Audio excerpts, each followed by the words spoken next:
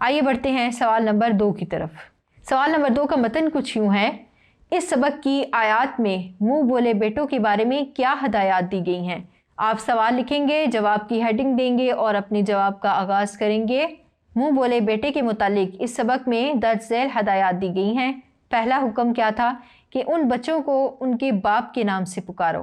مثلاً زید بن حارثہ کو لوگ زید بن محمد کہنے لگے تھے، تو یہاں تاکید کی جا رہی ہے کہ حقیقی باپ کے نام سے پکارا جائے، لہٰذا پھر لوگ زید بن حارثہ پکارنے لگے۔